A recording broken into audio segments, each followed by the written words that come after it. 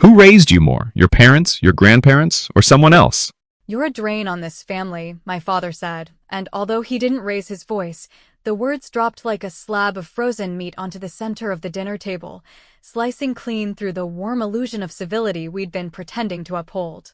The mashed potatoes were still steaming. My brother Kyle had just finished bragging about some new crypto scam he called a startup, and my mother was halfway into pouring herself another glass of boxed white wine when the silence hit. No one moved. No one looked at me. That was the part that stung the most, not the insult itself, but the way it was delivered like an agreed-upon fact, like the weather and how everyone around that table just accepted it, swallowing the discomfort with their oversalted meatloaf and pretending not to hear. I should have said something right then.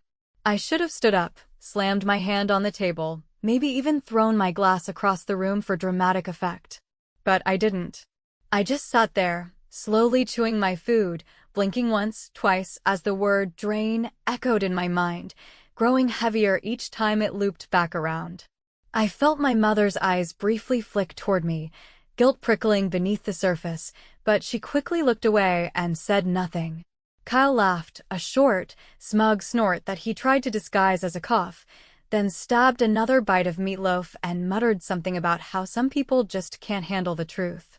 His wife Lindsay gave him a playful slap on the arm, as if my father hadn't just publicly gutted me in my own childhood home. I'm not a dramatic person, and I've never been the kind to make a scene, even when people like my father practically beg me to. I've spent my whole life being the calm one, the fixer, the one who sits quietly in the background smoothing over the cracks and carrying the weight no one else bothers to notice. I never expected applause for it. I never even expected gratitude. But what I didn't expect, what I never imagined, was being told that my presence, my existence, was some kind of burden. That all those nights I stayed up late transferring money to cover Kyle's overdraft fees, or adjusted my own budget so Mom wouldn't lose internet access, were actually just me draining the family dry. I looked at my father, really looked at him. 72 years old, proud ex-military, a man who believes emotions are weaknesses and that a man's worth is measured by the volume of his voice and the thickness of his belt. He wasn't yelling, not this time. His tone was measured, almost philosophical, like he was stating a hard truth he thought I needed to finally hear. He had no idea how close he was to setting off a detonation that had been quietly ticking away for years, right under his nose. I made it through the rest of dinner without speaking, and no one seemed to notice, or maybe they were just relieved that I didn't respond.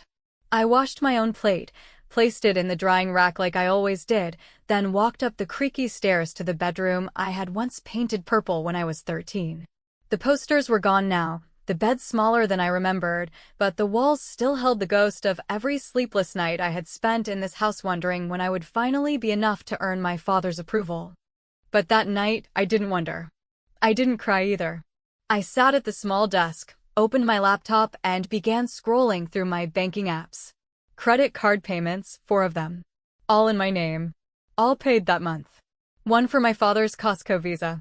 One for Kyle's shiny American Express, which he somehow used to buy high-end sneakers and pay for business dinners. One for a Discover card that Lindsay swore was for groceries, but had charges from Sephora and some sketchy energy crystal store in Oregon. The last one? That one belonged to my mother.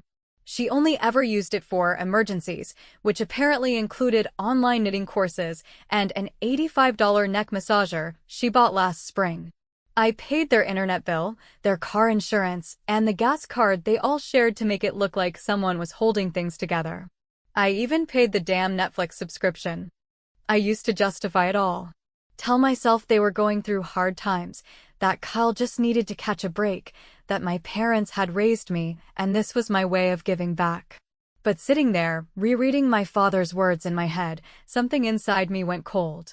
It was like a switch flipped, a quiet, final click in the dark that told me I didn't owe them another cent, another second, another ounce of grace. I started clicking through the accounts, not to pay them, but to schedule cancellations. I didn't need to yell or throw things. I didn't need to defend myself. All I needed to do was wait until morning, let them wake up to the sound of everything slipping through their fingers, and watch what happens when the drain they depended on finally stops pouring. The best part? They wouldn't even see it coming. They were too used to the quiet daughter, the fixer, the ghost in the corner who made things easier without asking for anything in return. But ghosts, as everyone forgets, can turn into something else entirely when you stop pretending they're not real. And that's exactly what I plan to do. Starting at sunrise. There's a particular kind of silence that follows a well-aimed insult, one that doesn't just sting, but embeds itself somewhere deeper, under the skin, behind the ribcage, in that tight spot between your chest and your spine where humiliation likes to settle and make itself at home. That's where I felt it the night my father called me a drain, as if I were some kind of leech clinging to the last drops of their so-called dignity, as if I hadn't been holding up the structure of this family like a tired beam in a rotting attic. But I didn't speak up. Not then. Not during dinner. Not while my mother quietly cleared the plates, her expression unreadable. Not while my brother flipped channels with a smug sense of superiority.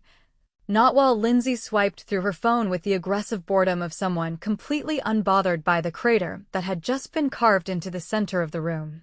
I waited until everyone had gone to bed, until the lights were out and the upstairs hallway creaked like an old whisper, and then I opened my laptop, slowly, deliberately, as if I were unsealing the lid of something long dead and about to rot. The logins were all saved, of course. Years of convenience and subtle control had made it easy. One by one, I pulled up the tabs. My father's credit card, which he still insisted was handled by the bank, never once questioning why the statements came to my email. Kyle's card, which he used for business expenses, a phrase he threw around like confetti without ever explaining what business. He was actually an aside from uploading blurry pitch decks to LinkedIn and pretending to be in talks with brands that wouldn't touch him with a 10-foot pole, Lindsay's, which was linked to half a dozen online boutiques and some OnlyFans creator she was likely mimicking in secret, all under the guise of marketing research. I even had their Apple IDs, their iCloud storage, their Amazon accounts. It started innocently years ago. One small favor, one bill I covered, just this once, one login I created to help them figure it out because Frank didn't trust online banking and Kyle was too busy to sit through a 5-minute setup process. At first, it felt good to help. Useful. Like I had a place. A role. Like I mattered in ways that weren't flashy or loud, but necessary and quiet and real. I never asked for praise, not because I didn't want it, but because I knew I wouldn't get it. In our family, silence was the only reward. If things didn't break, no one asked who kept them running. But now, looking at those accounts, the rows of transactions, the blind entitlement stitched into every line of digital history, I felt something different. Not guilt, not sadness, but control. Cold, steady control. And that was when I realized something that stopped me mid-scroll. For years, I hadn't just been paying their bills. I had been holding the leash.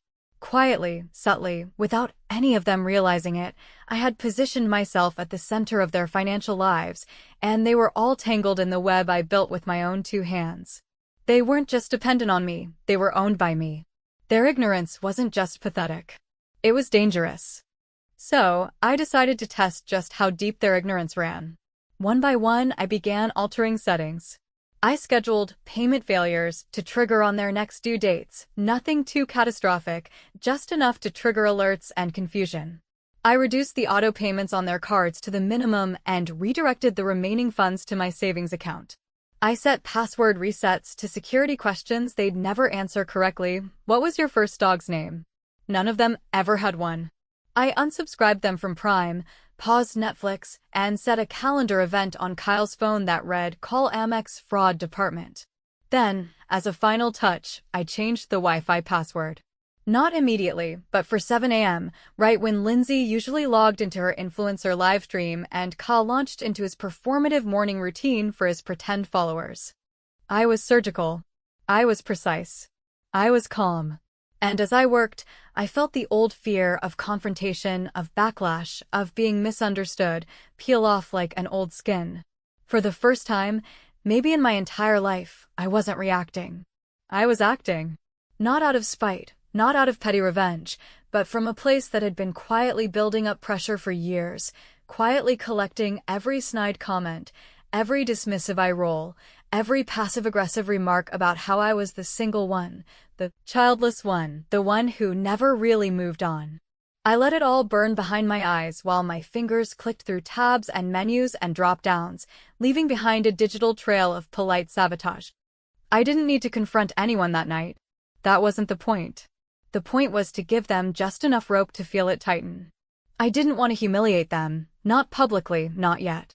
What I wanted was for them to wake up into a world where their safety net was gone, where the floor they took for granted had vanished, and where their long-held belief that I was a burden would finally buckle under the weight of the truth. I wanted them to feel, for just a second, what it was like to be me, dependent on someone who wouldn't even acknowledge your effort, terrified of slipping, knowing no one would catch you. And the best part? They'd never see it coming. Because people like them, people who grow fat off other people's labor while calling it love, never expect the quiet one to have claws. Tomorrow, everything would begin to unravel. Not with a scream. Not with a slammed door. But with a series of failed logins, a few awkward phone calls, and the slow, creeping realization that the one person they thought was disposable had actually been holding the entire house together with invisible thread. And by the time they noticed, it would already be too late. By the time the first sliver of early morning light began to creep across the dull beige tiles of the kitchen floor, casting thin gold shadows under the overused coffee machine and against the chipped corners of the cupboards my mother still insisted on calling vintage, I was already sitting at the table with a mug of black coffee in hand, not because I particularly enjoyed drinking it that way, but because something about the bitterness felt fitting, like a necessary kind of poison to prepare. For the performance that was about to unfold, slow and inevitable, like the cracking of old plaster in a forgotten room. The night before had been methodical, even soothing in a strange way, like finally putting the last piece of a long, agonizing puzzle into place after years of pretending I couldn't see the picture it was forming. I didn't sleep, but I didn't feel tired either. What I felt was sharper than adrenaline, deeper than resentment, it was clarity, and it had been a long time coming. Frank came downstairs first, as he always did, his heavy footsteps descending like judgment down the stairs, the same way he used to stomp into the kitchen when we were kids, as if his presence alone should be enough to snap everyone into order. He grunted a half-hearted good morning, didn't look at me, and shuffled toward the coffee pot with a kind of entitlement that said he believed his morning routine was a sacred ritual no one else should dare interfere with. The pot, of course, was empty. I'd already poured the last of it into my mug, and I made no effort to pretend I hadn't. He stood there for a moment, staring at the empty glass as if uncertain whether this was a mistake or an insult, then let out a low, annoyed sigh and started brewing another pot, muttering something under his breath that I didn't bother to decode. Lindsay was next, wearing a silky robe that did more to highlight her effort at looking effortless than it did to hide the sleep still clinging to her puffy eyes. She was already on her phone, scrolling furiously, pausing occasionally to frown, thumb tapping with increasing frustration as the realization dawned, something wasn't working. I watched her eyes narrow, her lips move in a silent, half-panicked whisper. Then came the words, sharp and breathy, directed at no one in particular, "The Wi-Fi's out." She said it like it was an accusation, like the universe had personally conspired to ruin her perfectly curated morning, and when no one responded, she said it again, louder this time, as if repetition would force someone to care. Kyle appeared moments later, phone in hand, hair an intentional mess, still wearing the overpriced joggers he used as his personal uniform of hustle culture cosplay.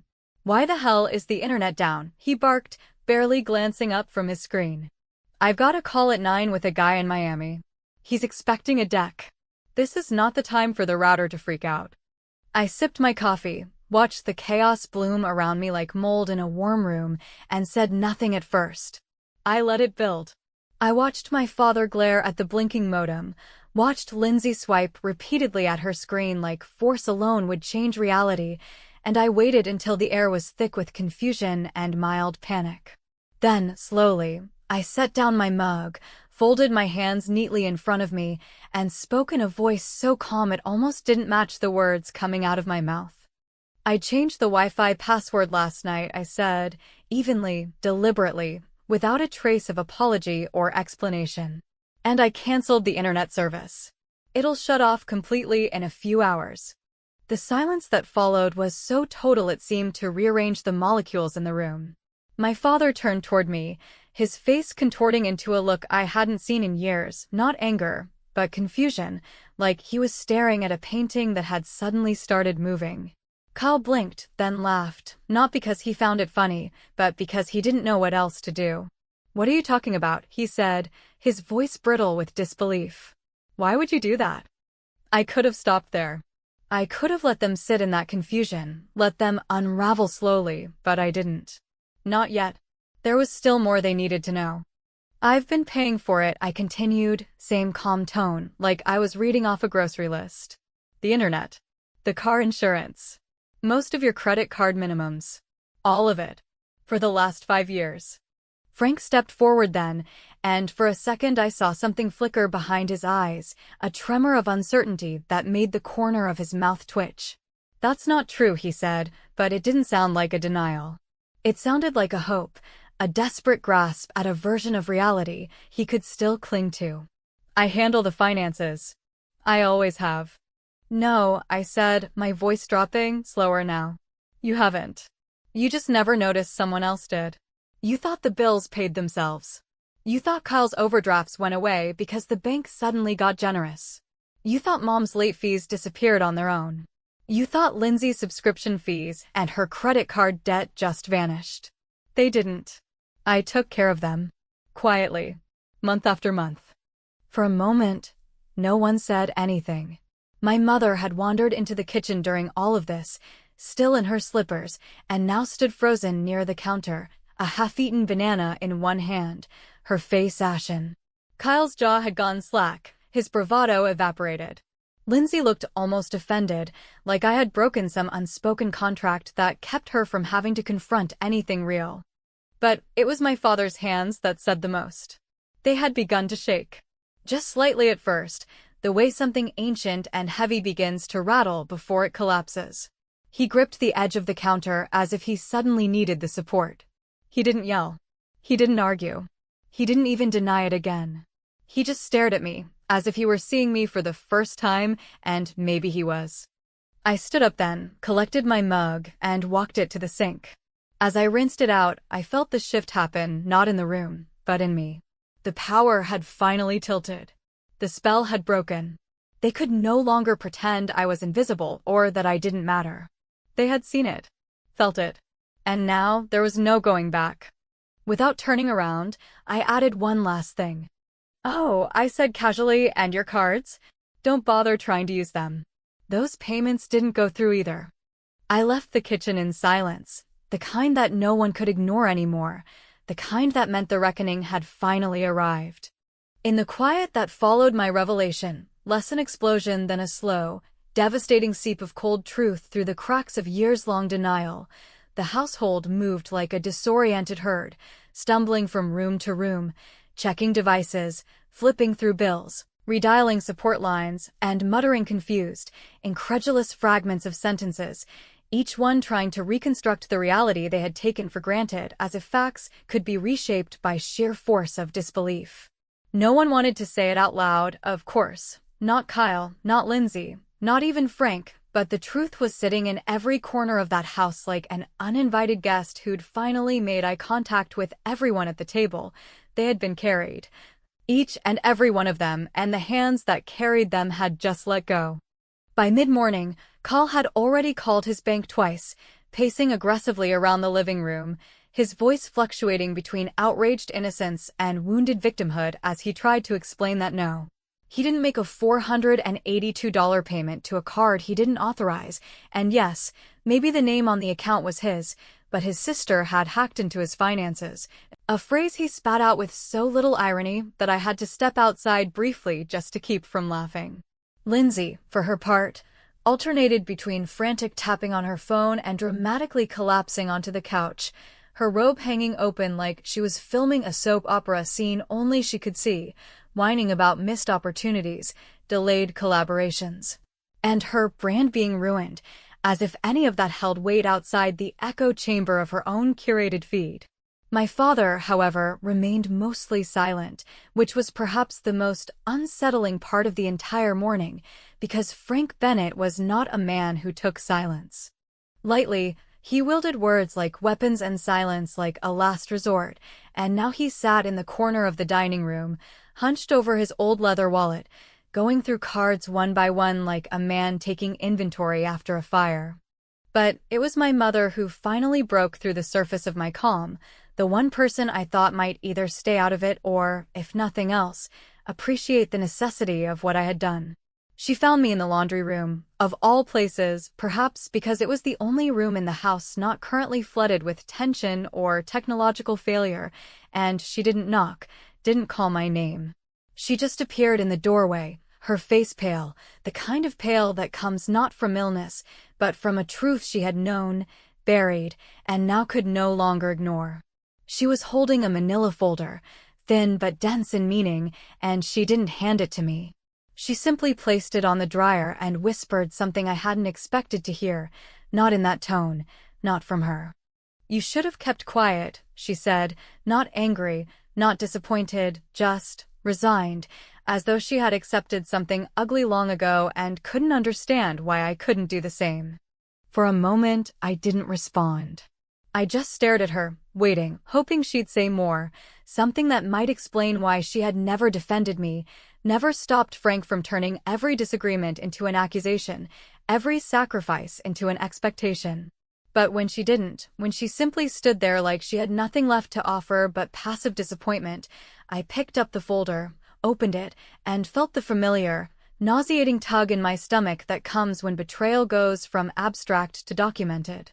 Inside were bank statements, pages printed from an account I didn't recognize until I saw the name at the top, mine. My legal name, my social security number, my address. But not my account. Not my spending. And not my debt. Nearly $24,000 had been charged to a card I had never seen, attached to an account opened 2 years ago under my name and tied directly to my mother's personal email address.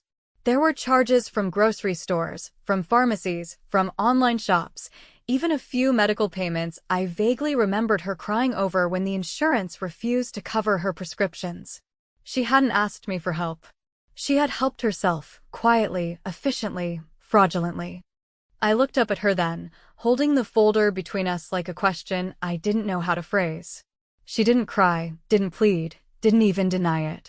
She just shrugged, and with the kind of hollow calm that comes from years of living under the same roof as Frank, said, "You had good credit.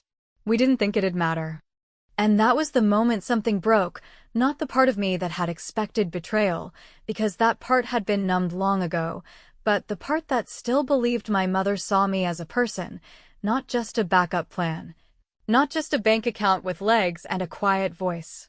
I wanted to scream, to demand an explanation, to force her to see me, not as the fixer, not as the insurance policy, but as a woman who had already given more than anyone should be asked to. But instead, I nodded once, slow and deliberate, and walked past her without another word, folder still in hand, a plan already forming. The house had shifted. The balance had tipped. And now that the rot was exposed, every hidden charge, every unpaid debt, every lie and manipulation disguised as family obligation, it was no longer about simply letting go of the weight. It was about making sure they couldn't place it on anyone else. Back upstairs, I pulled out my laptop, opened a new spreadsheet, and began documenting every payment I'd made over the last 5 years. Names, dates, account numbers, amounts. I cross-checked email receipts, pulled up statements, flagged recurring payments, highlighted loans I'd co-signed, and organized everything into categories: credit, utilities, medical, fraudulent. There would be no screaming matches, no confrontations, no emotional appeals. Just a clean, clear record of truth, cold, undeniable, and ready to be sent with one click. But not yet, because I wasn't done. They still believed this was about money. But they hadn't yet felt the weight of being exposed, not just to each other, but to themselves. They needed to see it all laid bare, not in anger, but in indifference. That was the punishment. That was the revenge. Not rage. Not drama. Clarity. Absolute and silent. I have always believed that silence can be more devastating than any raised voice, that a truth revealed without theatricality cuts deeper than one screamed in desperation, and that the most lasting revenge often comes not through punishment or humiliation, but through the simple act of pulling away the scaffolding that others have leaned on for so long they forgot it wasn't part of the structure itself. That belief became the foundation of what I would come to call the goodbye file, a final act of disconnection designed not to destroy, but to reveal a mirror held up to each of them, framed not in anger, but in absolute, methodical transparency. By the evening of the following day, after the internet outage had descended into chaos, after Kyle's scheduled pitch meeting had fallen apart due to his inability to share a simple PDF file, and Lindsay's influencer livestream had sputtered out in front of a rapidly thinning audience, and after Frank had spent a full hour on the phone with an exasperated credit card agent trying to understand how a man who believed he handled everything could have somehow been reduced to nothing more than a name on a frozen account, I knew the time had come to end it, not with a confrontation, not with a teary farewell, but with a click and a quiet exit. I spent most of the afternoon organizing the final version of the document I'd started compiling the day before, a detailed, time-stamped, and fully sourced log of every payment, every bailout, every favor, and every unnoticed sacrifice I had made for them over the past half-decade. I didn't exaggerate. I didn't embellish. I simply laid it out, line by line, without commentary, without bitterness, just the clean, unflinching truth.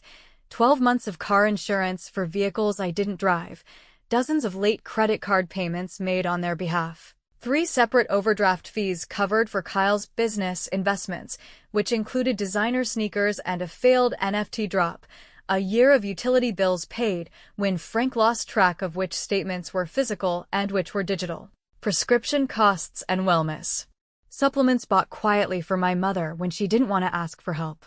Altogether, the total landed just under $37,000, money I would never see again, time I would never recover, energy spent to keep them afloat while they labeled me a burden.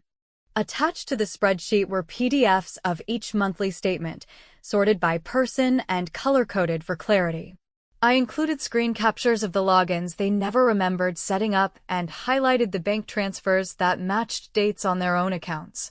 I also included the name of the collection agency that had been attempting to contact me regarding the fraudulent card my mother had opened, along with a brief summary of the identity theft report I had filed that afternoon, something that hadn't been easy. Not emotionally, not legally, but necessary all the same. At the end of the file, I added a voice memo. Just under 3 minutes long. I recorded it in a single take, sitting cross-legged on my childhood bed, the curtains pulled shut, the house unusually quiet. I didn't write a script. I didn't practice. I just spoke, slowly and clearly, without rancor or sorrow, the way you might explain weather patterns to a stranger on a train. You always called me a drain, I said, my voice low but steady, but somehow I was the only one pouring into this family, day after day, while you let yourselves believe I was the problem. And I went along with it because it was easier than explaining why I stayed. But I'm done now. Not angry. Just done. I paused, then added, I won't be coming to the next holiday. Or the one after that. I won't be answering texts asking for help that come disguised as checking in. I'm not interested in reconciliation or apologies. What I've given, I've given. What I lost, I've accounted for. You can consider this my final contribution. I ended the recording with silence, not a dramatic goodbye, not a signature. Just the quiet that comes when something has been completed, and there's nothing more to add. When I sent the file, emailed to each of them individually, titled simply Bennett Family Summary, 5 years, I didn't wait around to see their reactions. I didn't hover over my inbox. I didn't check for read receipts. Instead, I stood up, packed the last of my things into a duffel bag, zipped it shut, and walked downstairs into the living room, where the atmosphere felt dense and slow. Like a storm had passed, but no one was sure whether the damage was over yet or just beginning to settle in. My father looked up at me, eyes bloodshot, hands clasped like he was bracing himself against an internal tremor. My mother sat on the edge of the sofa, shoulders hunched, her phone in one hand, her eyes darting to mine and then away, unable to hold contact for more than a second. Kyle wasn't there, having stormed out earlier, slamming the door and yelling about betrayal and legal consequences, neither of which I took seriously. Lindsay was upstairs, probably trying to reset a password she would never recover. I didn't say goodbye. I didn't explain. I didn't answer the unspoken question that hung between us, some impossible mix of shame, guilt, confusion, and desperation. I simply walked out the door, not dramatically, not with slamming or sobbing, but with the same quiet certainty I had carried with me for years, buried beneath layers of silence and service. Only now it was visible. Now it had form. Outside, the air was warm, heavy with the humidity of late summer, the kind that clings to your skin and makes everything feel slow and saturated. I paused by my car, took one last look at the house I had grown up in, that strange, warped place where love was rationed, silence was currency, and my worth was measured in invisible labor.